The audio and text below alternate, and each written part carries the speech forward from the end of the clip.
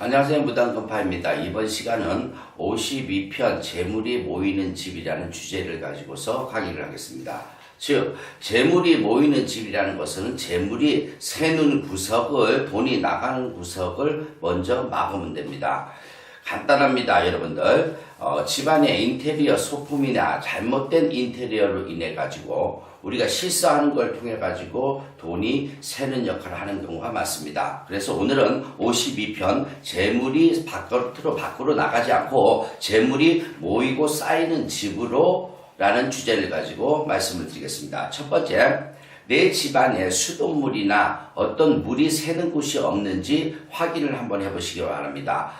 수도 파이프가 고장나서 물이 졸졸졸졸 샌다든지 아니면 화장실 같은 곳에 양변기에 물이 샌다든지 벽으로 해서 물이 새는 곳은 없는지 여러분들이 한번 확인을 해보시면 됩니다. 물이라는 것은 옛날부터 재물과 깊은 연관이 있습니다. 우리나라가 저번에 대통령 때문에 4대강을 개발함으로 인해 가지고 지금 현재 우리나라는 총체적으로 모든 것이 어려운 부분이 있습니다. 이만큼 강이라는 것은 국민의 적줄 또 생명줄인데 이 4대강 개발이라는 걸 통해 가지고 젖줄 국민의 생명줄을 끊어놓은 거나 마찬가지이기 때문에 많은 국민들이 지금 총체적으로 여러 가지 모든 여건에서 난관에 부딪히고 있습니다. 그만큼 한 가정에서 재물이 나가는 구석을 막아야 되는데 수돗물이 혹시 새는 건 아닌지 양변기 같은 곳에서 물이 새는 것은 아닌지 여러분들이 확인을 하시면 좋겠습니다.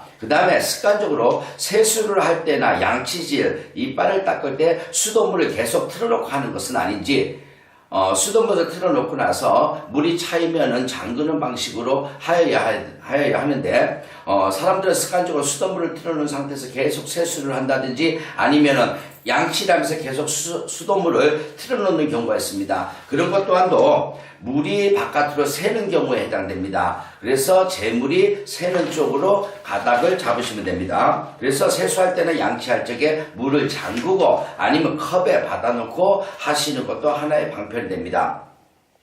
그리고 목욕탕, 가정에 화장실이 있습니다. 화장실 문 같은 곳에 부식된 곳은 없는지 또 집안의 천장 같은데 벽지에 곰팡이가 쓰거나 물이 새는 구석은 없는지 그거를 먼저 확인을 하셔야 됩니다.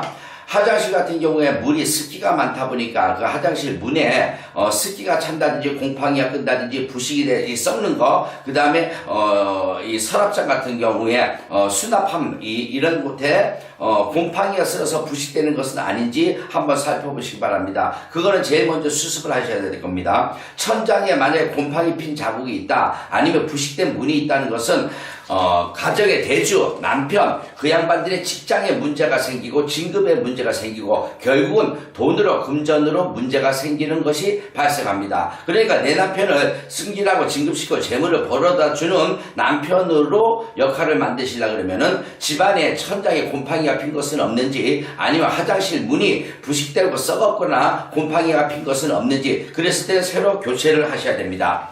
저번에도 재물을 부르는 인테리어에서 한번 말씀을 드렸는데 다시 한번 말씀드립니다.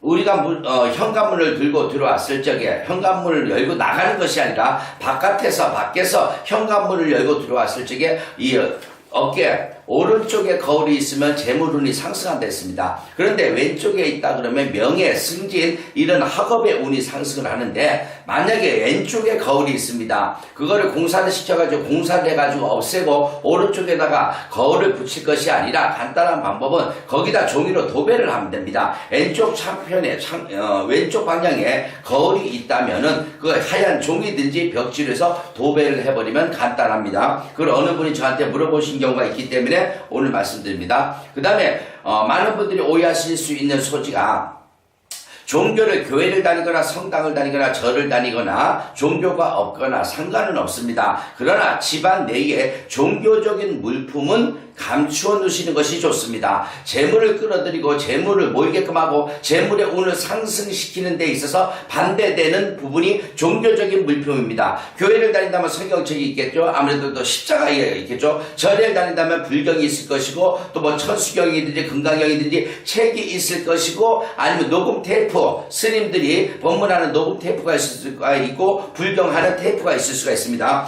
그런 물품들을 다 버리라는 것이 아니라 사람 눈에 띄지 않게끔 잘 보관, 서랍장 안에 보관을 한다든지 사람들의 눈에 띄지 않는 공간에 감추어 두셔야 합니다. 종교적 물품이 만약에 사람들 눈 안에 탁 드러나게 되면은 그 종교의 그 도인들, 성직자, 모든 종교의 성인들은 재물하고는 상관이 없습니다. 돌을 닦아서 극락와라, 돌을 닦아서 회개해서 천당 와라, 사후 세계를 말씀하시는 분들이기 때문에 재물의 기운하고는 전혀 상관이 없습니다. 그렇기 때문에 오늘부터 내가 성당 다녀, 교회 다녀, 뭐 성경책 있는 건 상관이 없지만은 사람의 눈에 보이는 것보다는 사람의 눈에 띄지 않는 곳에 보관하는 것이 상당히 좋습니다. 또 절에 다니시는 분들은 뭐 염주 같은 거 이런 경우들을 많이 집안에 곳곳에 놔두는데 염주 같은 것도 엄밀히 따지면 종교적 물품이기 때문에 좀 감추어 놓는 것이 아무래도 재물의 기운을 부르는데 큰 영향을 불릴 수가 있습니다. 그 다음에 어느 집 아까 좀 전에 맨 처음에 말씀하셨듯이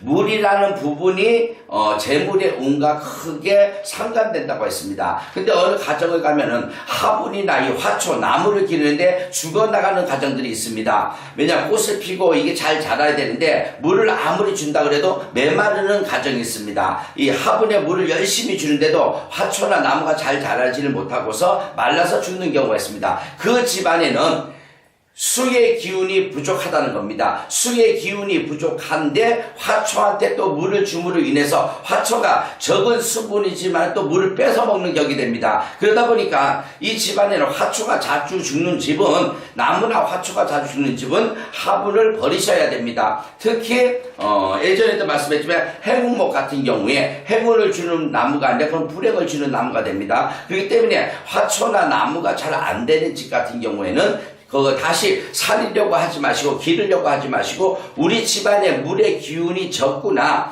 부족한다. 그러니까 물의 기운이 적음으로 인해서 재물의 기운이 적어질 수밖에 없습니다. 그것들이 나무가 그것을 물의 기운을 빼먹는 경우에 해당합니다. 그러니까 화분이나 이 화초가 잘 안 되는 집들은, 나무가 안 되는 집들은 버리시는 게 낫습니다. 굳이 화분이나 화초를 활용하시려면은 이미테이션 모조품 있죠.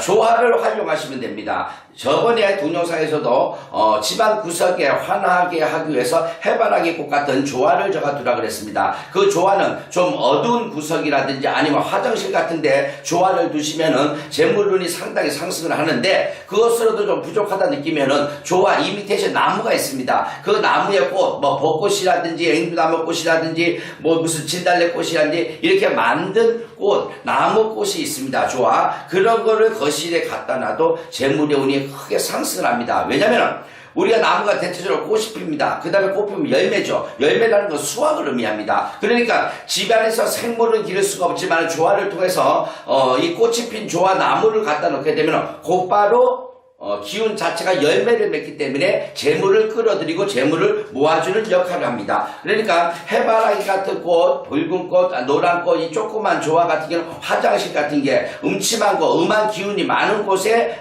세팅을 하시고 거실같이 환한 부분에 있어서는 큰 나무를 갖다 놓지를 말고 조화 나무를 갖다 놓으시는데 꽃핀 나무를 갖다 놓으시면은 조만간에 분명히 좋은 역할을 할 수가 있습니다. 그 다음에 또 하나는 여러분 인테리어 소품 뭐 아기자기하게 꾸미는 경우를 많습니다. 근데 재물을 불러오는 소품이 있습니다.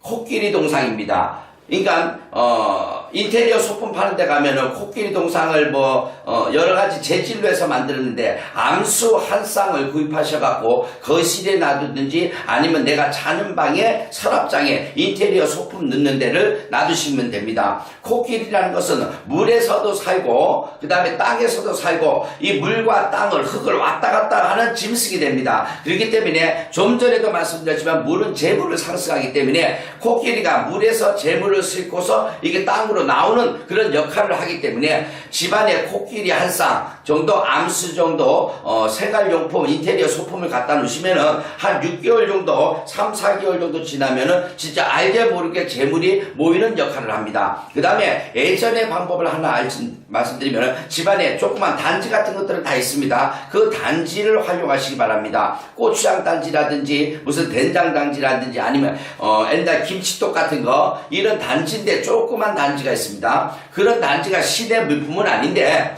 거기가 또 돈 모으는 데는 특별한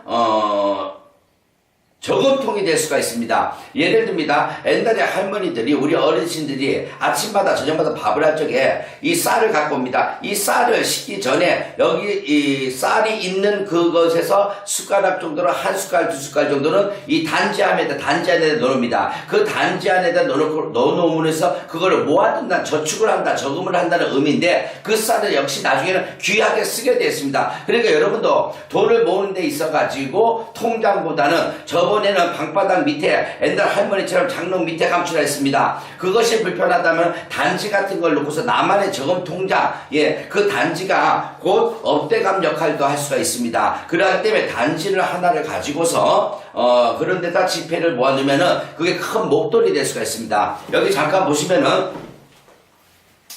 코끼리 인형이 있습니다. 암순지 저는 잘 모르겠습니다. 근데 코끼리 인형, 이런 천으로 만든 인형도 괜찮습니다. 그 다음에 스테인레스 같은 거 아니면 석고로 만든 돌로 만든 코끼리가 있습니다. 이런 코끼리 한 쌍을 갖다 놓으시면은 재물의 기운, 진급하는 기운, 이것이 상당히 많이 상승할 수가 있습니다.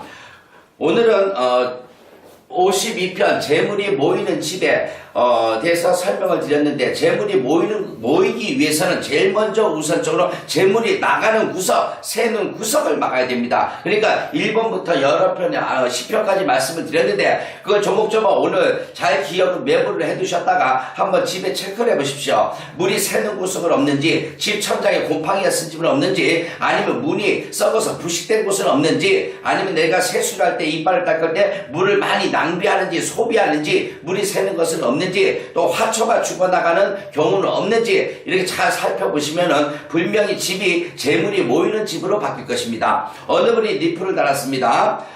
제가 서로가 안 좋은 궁합, 피해야 될 궁합을 이렇게 말씀을 드렸는데 서로가 좋은 궁합은 없나요? 하고 이렇게 저한테 질문을 하셨습니다.